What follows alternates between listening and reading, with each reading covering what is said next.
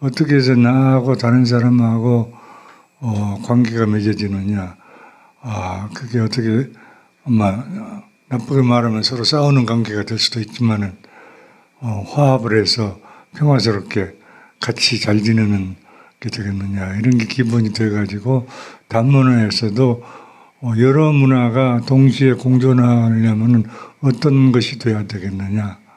이런 얘기를 하게 됐습니다.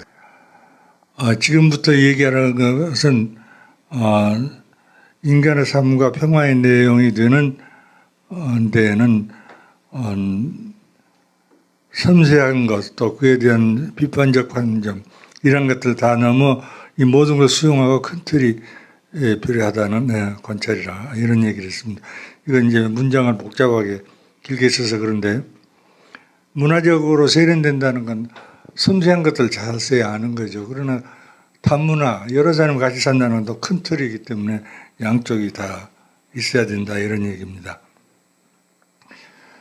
섬세한 문화적 공감이 궁극적으로 인간의 융합을 위한 통로라고 하더라도 그것이 동시에 의견을 조성하는 결과를 낳는다면 적어도 당분간은, 그러니까 문화가 서로 그려져 가지고 사람들의 의견을 조성하는 하나의 문화가 되긴 하지만은 그렇게 하는 것은 시간이 많이 걸리는 일이기 때문에 쉽게 할 수는 없다. 그러니까 문화 쪽으로 해서 하나가 되든지 정치로 해서 하나가 되든지 이렇게 해야 된다.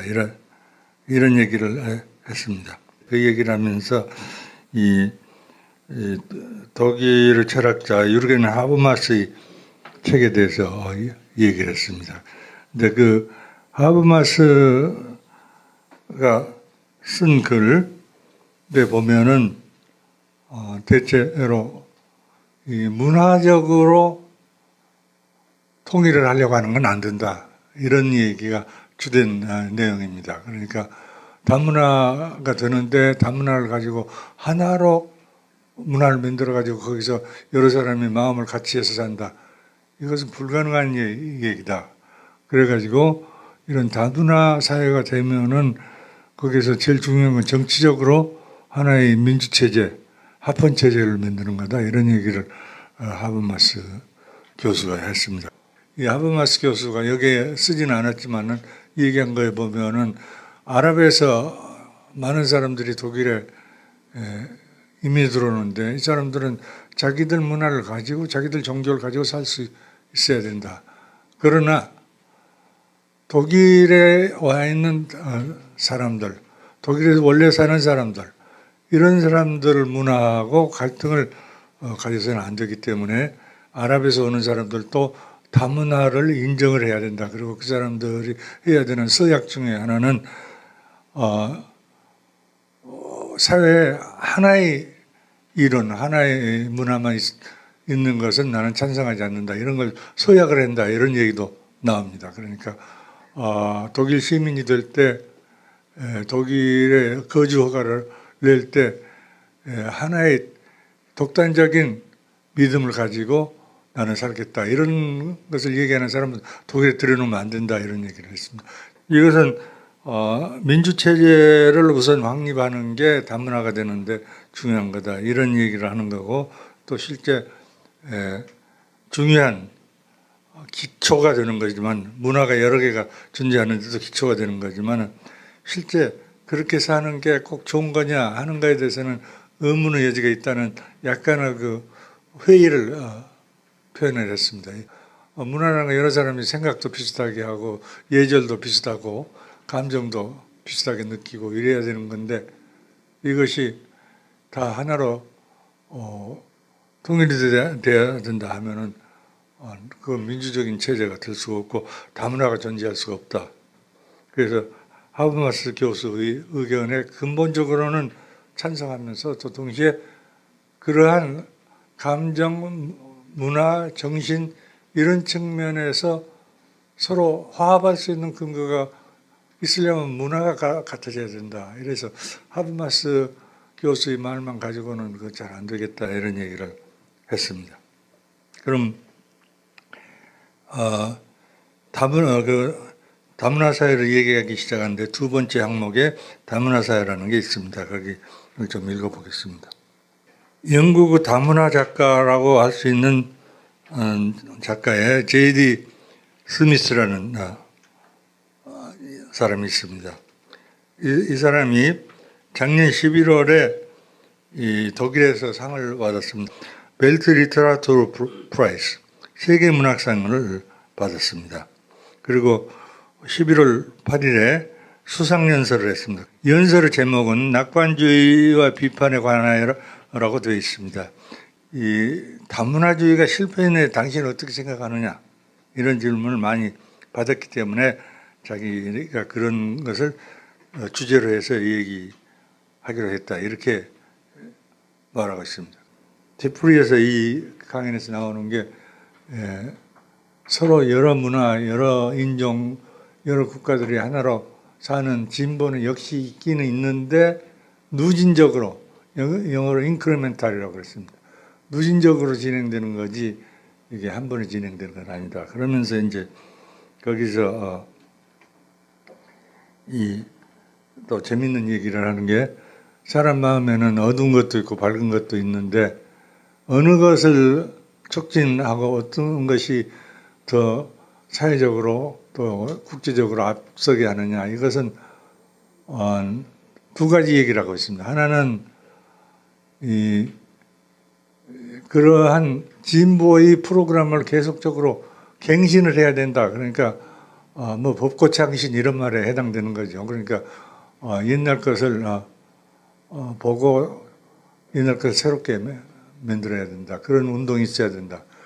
두 번째는 사람 마음에는 이것도 있고 저것도 있는데 그걸 거기에서 좋은 것을 끌어내려면 마치 오케스트라에서 지휘자가 지휘를 잘하듯이 지도자가 잘 나와야 된다. 그리고는 자기 어린 시절 얘기를 쭉 하고 있습니다. 자기 어린 시절 얘기를 하는데 성장 가정 배경은 거의 완전하게 정상적이었다고 그런 말을 하고 있습니다. 자신의 흑인종 가게가, 어머니가 흑인이죠. 자몽이가 흑인입니다. 복잡한 노예무역의 경로를 밟아 움직인 것을 어릴 때도 들어서 알고는 있지만은 런던에서 살면서 자신의 삶이 그저 just life, 그러니까 그냥 사는 인생이지 거기에 무슨 정치가 끼어 있고 역사가 끼어 있는 건 아니다. 그래서 역사나 정치가 끼어서 살기가 괴로운 그런 것이 아니고 아주 정상적으로 그저 그런 삶을 살았을 뿐이다, 이렇게 얘기하고 있습니다.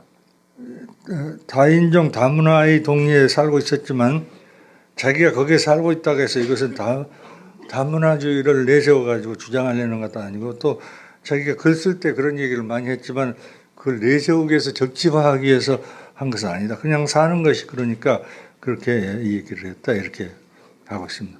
그러니까 역사와 사회가 자신의 삶 자체를 뒤틀리게 한 것을 의식하지 않고 있었다고 말을 합니다. 다문화적 환경에서 사람들은 그들 나름으로 행복하게 살고 있었다, 이렇게 얘기를 합니다. 그리고 거기서 조금씩 더 환경이 나아진다는 건 의식하고 있었다. 스미스 여사가 살고 있는 동네는 북런던인데 거기에 방글라데시에서 온 사람, 인도에서 온 사람, 또 동부 유럽에서 온 사람, 라트비아에서 온 유태인, 또 영국인, 이런 사람들 다 한데 몰려서 사는데 아무런 갈등이 없습니다. 이런 걸 보면서 영국 자체가 사실 다인종 국가고 다문화 국가고, 그러면서 또 영국적인 것은 있는 그런 특이한 국가죠. 유럽에서도 그러니까 전쟁을 오래 안 한, 2차 대전은 물론 했지만은 내란 같은 건 별로 없었던 그런 곳입니다. 근데 이러한 것을 소개하는 것은 거기에서 다문화가 가야 할 미래를 얘기하고 있기 때문이다. 이 다문화를 수용하는 사회가 되기 위해서는 그 다문화를 하나로 수용할 수 있는 정치 체제가 있어야 된다. 이걸 우리가 우선 생각할 수 있습니다. 그러니까 문화적인 걸 가지고 서로 싸우고 죽이고 하는 것을 못하게 하는 정치가 있는데 그게 자유민주주의 체제라고 얘기하고 있습니다. 지금 이 스미스에 대해서 두 가지를 얘기했는데 그 하나는 영국이 완전히 다문화 사회로서 잘 돼가고 있지만은 그 하나의 통일된 문화가 없는 사회에서 사는 데는 또 그 나름의 불만이 있기 때문에 문제가 있다. 이런 게 그 얘기가 됐습니다. 이 책은 상당히 난삽하고 순서가 좀 제대로 정리가 안 돼 있습니다. 그런데 크게 나누면 두 부분으로 나눠져 있습니다.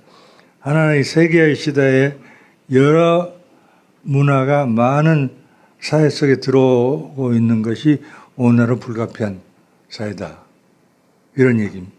오늘날 사회는 다문화가 들어오게 되어 있다. 그리고 다문화가 일반적인 현상이 되는데 그것은 문학적으로 조정될 수도 있고 정치적인 결정과 제도 속에 하나로 해결될 수 있다. 그러니까 문학적으로 조정되는 방법이 있고 정치적으로 해결되는 방법이 있는데 문학적으로 해결하려고 그러면 문제가 생기게 된다. 그래서 아까 말씀드린 대로 하버마스 같은 사람이 문화라는 것은 정치에 집어넣으면 안 되고 완전히 그것과 분리해서 독일 시민이 되고 독일 국민이 되는 데는 정치적인 민주주의 체제 찬성만 하면 된다. 이런 얘기가 나오게 됩니다. 그런데 조금 전에 제가 암시적으로 얘기한 것처럼 그런 속에서 문화가 완전히 노리게 오락 수준에 떨어지면 인생이 의미가 없는 것이 돼서 그것도 문제다. 이런 얘기를 했습니다. 그러니까 문화가 없으면 상막하게 느끼고 너무 평범하게 돼가지고 인생이 권태로우니까 다른 짓들을 하게 됩니다. 그런데 그러니까 달리 얘기하면 집단적인 느낌이 있어야 됩니다. 내가 어디에 소속된다 하는 게 있어야 되고 무언가 내가 사회적으로 나가고 있다는 생각이 있어야 됩니다. 그다음 또 하나는 이제 종교적으로 어디 나는 하나님한테 봉사한다 이런 느낌이 있어야 됩니다. 또는 이데올로기적으로 다 역사는 이렇게 발전하니까 당신들도 따라오시오 하는 그 마르크스주의적인 이데올로기도 우리의 그 자존감을 높이는데 중요한 역할을 합니다. 이것이 다 문화의 일부입니다. 그런데 그런 것이 없이도 어떻게 문화가 또 자존감을 줄 수 있느냐 얘기를 하나를 했습니다. 사람들은 자신의 삶에서 어떤 의의를 찾으려고 합니다. 사람들은 사회적 기의 상승이나 이데올로적으로 파악하는 전체성이나 현실을 넘어가는 초월적인 차원으로 가서 자기 삶의 의미를 발견하려고 합니다. 그러나 다른 방법은 삶의 구체적인 현상과 그 현실과 그 허무와 그에 직면한 해야 될 실존적인 양심적 결단 이것을 실행함으로써 거기에서도 자기의 삶의 의의를 발견하고 평범한 노동계급 또는 중상계급의 삶을 넘어갈 수 있다.